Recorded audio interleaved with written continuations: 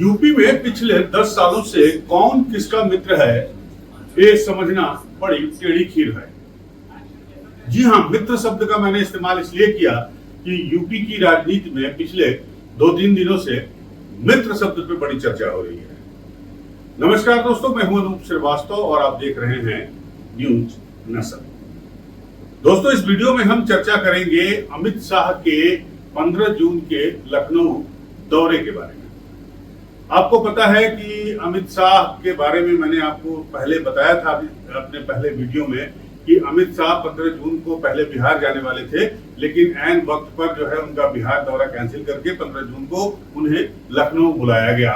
बाकायदा आमंत्रण देकर बुलाया गया। मुख्यमंत्री योगी आदित्यनाथ खुद गए थे आमंत्रण देने के लिए और वो आकर यहाँ पर उन्होंने डिफेंस एक्सपो मैदान में वृंदावन में जो सिपाही भर्ती परीक्षा में सफल उम्मीदवार थे 60,244 उम्मीदवारों को नियुक्ति पत्र बांटे।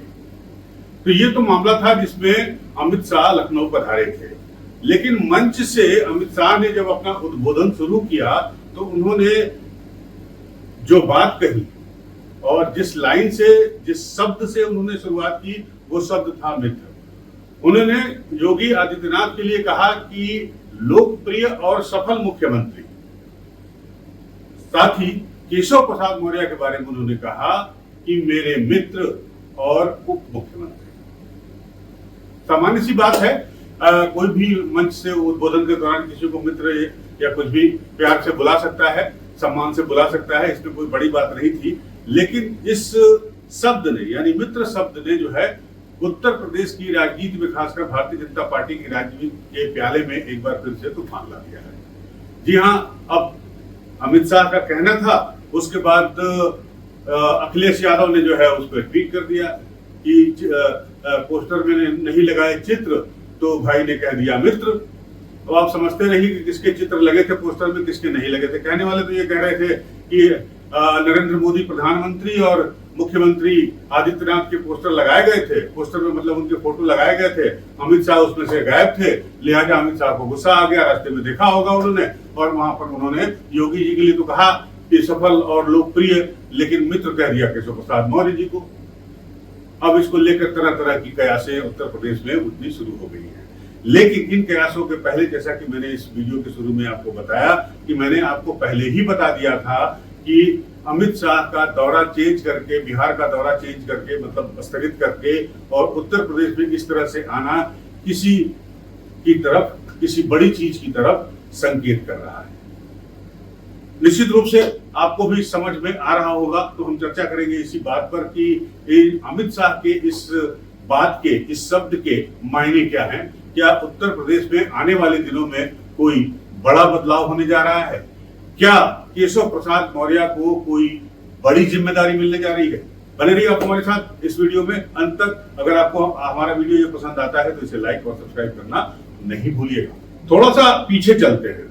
आपको पता है कि किस तरह से योगी आदित्यनाथ जो है वो ऐन वक्त पर उत्तर प्रदेश की सियासी पिच पर लैंड करा दिए गए। ये नहीं, करा दिए गए।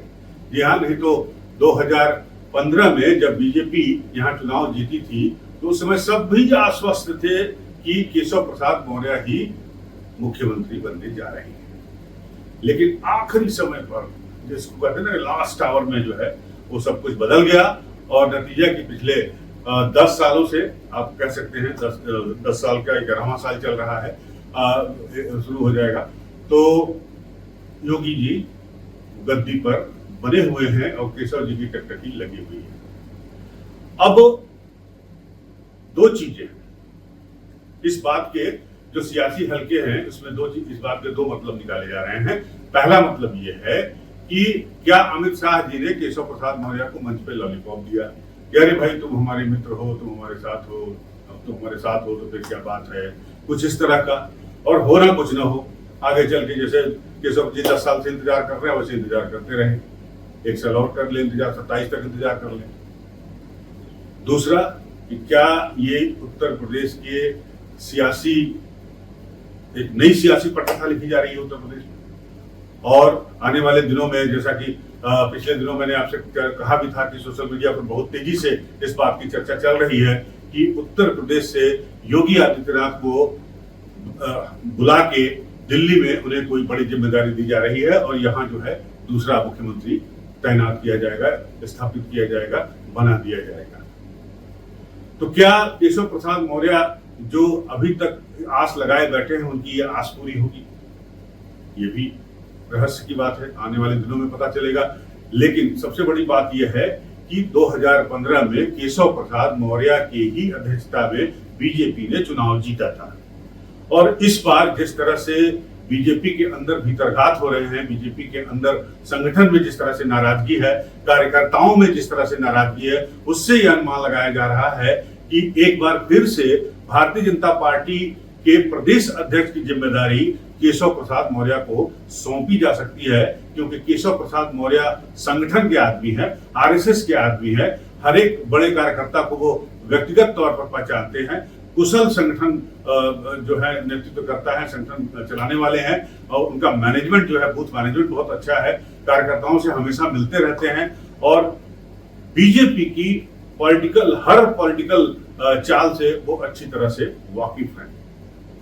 तो लोग ये भी कयास लगा रहे हैं कि उत्तर प्रदेश में भी बीजेपी अध्यक्ष की तलाश जारी है पिछले 6 महीने से, लेकिन अभी तक भूपेंद्र यादव की जगह बीजेपी किसी दूसरे चेहरे का सिलेक्शन नहीं कर पाई है। तो क्या वापस एक बार फिर से केशव प्रसाद मौर्य जो है वो बीजेपी के अध्यक्ष बनाए जाएंगे और चुनाव तक वो अध्यक्ष बने रहेंगे 2027 तक? और 2027 में अगर चुनाव जीतती है बीजेपी, यानी एनडीए आती है सत्ता में, चौथी बार आती है, तो केशव प्रसाद का सपना पूरा हो जाएगा? बड़ा सवाल है। बहरहाल आपको ये भी पता है कि जब से योगी आदित्यनाथ ने उत्तर प्रदेश के मुख्यमंत्री के पद की कुर्सी को संभाला है, तब से वो लगातार काम कर रहे हैं और अपने तरीके से काम कर रहे हैं। सियासी हलकों में इस बात की चर्चा शुरू से है कि कभी कभी जो डबल इंजन की सरकार है उसकी पटरियों का बैलेंस बिगड़ जाता है। कहने वाले यहां तक कहते हैं कि सीएम योगी आदित्यनाथ और अमित शाह के बीच में सब कुछ ठीक नहीं है। हालांकि कभी इसका ओपनली इजहार नहीं किया गया और जब कभी भी अमित शाह लखनऊ आए हैं या उत्तर प्रदेश आए हैं, योगी जी ने उनका खुलकर स्वागत किया है। मैंने तो देखा उसमें जब वो वहां आए थे, कुंभ में स्नान करने आए थे, तो किस तरह से दोनों लोग एक साथ जो है हंसते गाते जो है डुबकी लगा रहे थे गंगा मैया की गोद में। वो विजुअल और वो वीडियो आपने भी देखा होगा। तो ऐसा लोग कहते हैं कि किसी बात को लेकर योगी और शाह में आपस में टकराव होता रहता है और केशव प्रसाद मौर्य जो है वो योगी आदित्यनाथ, माफ कीजिएगा, अमित शाह के आदमी माने जाते हैं। केशव प्रसाद मौर्य भी और ब्रजेश पाठक भी, जो दूसरे डिप्टी सीएम है। तो इस तरह से आपको पता है कि भारत की बीजेपी की राजनीति में नरेंद्र मोदी के बाद अगर किसी की चलती है, ये आप सबको मालूम है, वो अमित शाह की है। तो उत्तर प्रदेश की दो जरूरतें हैं, नेतृत्व में बदलाव। अब नेतृत्व में बदलाव को बीजेपी स्वीकार करती है कि नहीं करती है। दूसरा, प्रदेश अध्यक्ष में बदलाव, और प्रदेश अध्यक्ष का बदलाव तय होना है, प्रदेश का भी अध्यक्ष का बदलाव होना है और साथ ही साथ जो है केंद्र में भी अध्यक्ष का चुनाव होना है। जेपी नड्डा साहब का कार्यकाल समाप्त हो गया है। तो केशव प्रसाद मौर्य से बेहतर कोई आदमी तो मिल नहीं सकता, जिसका कि संगठन में भी, आरएसएस में भी, पार्टी में भी, सब में जनाधार है, सब में मेल मुलाकात है, सबसे बातचीत है। तो हो सकता है कि उत्तर प्रदेश में केशव प्रसाद मौर्य को जिम्मेदारी मिल जाए और केंद्र में जो है उन्हीं के मिलता जुलता या उनसे जिनके अच्छे संबंध हो, या बीजेपी का जो भी नया अध्यक्ष केंद्र में बनता है, निश्चित रूप से केशव प्रसाद मौर्य उसके साथ ट्यूनिंग तो बना ही लेंगे, क्योंकि केशव प्रसाद मौर्य बहुत ही सुलझे हुए नेता माने जाते हैं। अगर बात करें उनके व्यवहार कुशलता की, उनके बातचीत की और उनके प्रयासों की, खासकर राजनीतिक प्रयासों की, जिसका एग्जाम्पल आप 2015 में देख चुके हैं। तो ये था इस वीडियो के बारे में जानकारी देना आपको कि जो बातें मैं पिछले कई वीडियो में आपको बता रहा हूं कि उत्तर प्रदेश में कुछ न कुछ होने वाला है, कुछ न कुछ पकने वाला है। क्या हो सकता है, इनकी संभावनाओं पर मैंने इस वीडियो में विचार किया।